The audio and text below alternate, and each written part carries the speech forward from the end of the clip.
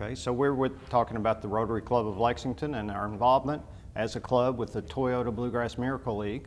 Kevin Weaver, past president of the Rotary Club of Lexington, 2012 to 2013, and the founder of the Toyota Bluegrass Miracle League.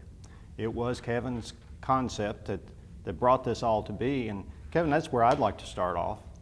What brought this up? Yeah. How did this come about? It was a concept that quickly was adopted by the club. When you look back at how it all started, I think it was on September 29th of 2004, and I had a young daughter who had been born in July of 2004.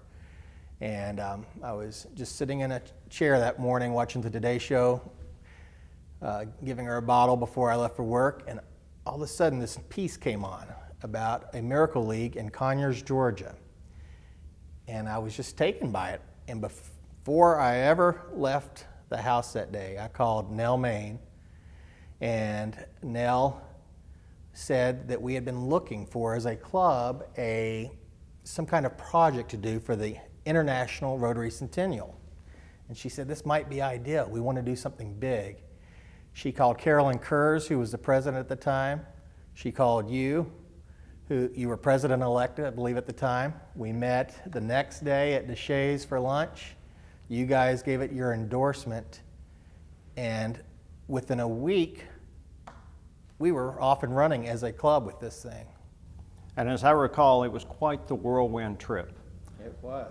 This was a project that obviously, as a parent, and this was your second daughter that time was real young, and it really hit home with you as a parent, and how important it was for us as Rotarians to really make a difference in a lot of children's lives.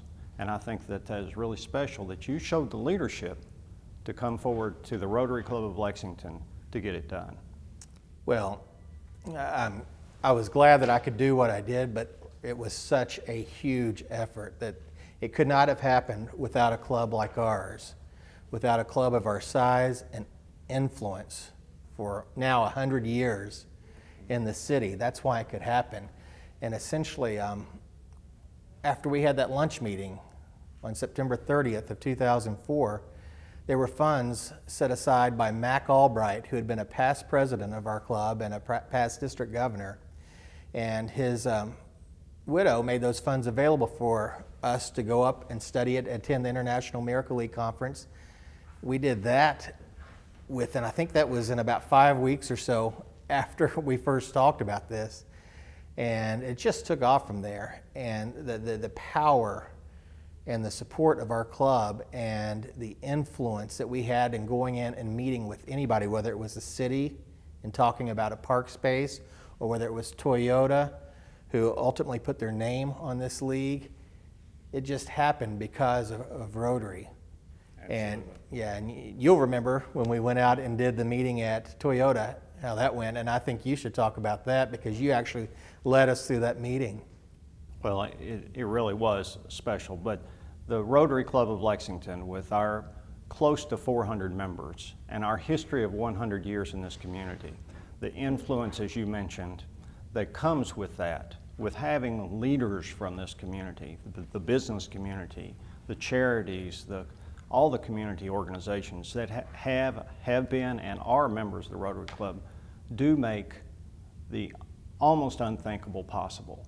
And that's kind of what this organization, the Toyota Bluegrass Miracle League, at one point appeared to be almost undoable.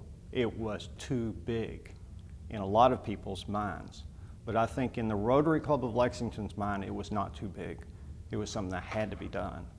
So we took that influence out to the community for fundraising, and it was very, very effective.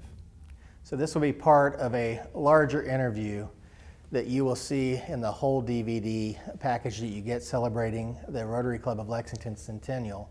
And that larger interview will include a piece from my friend Daryl Ishmael interviewing one of our star players, Callie Basler.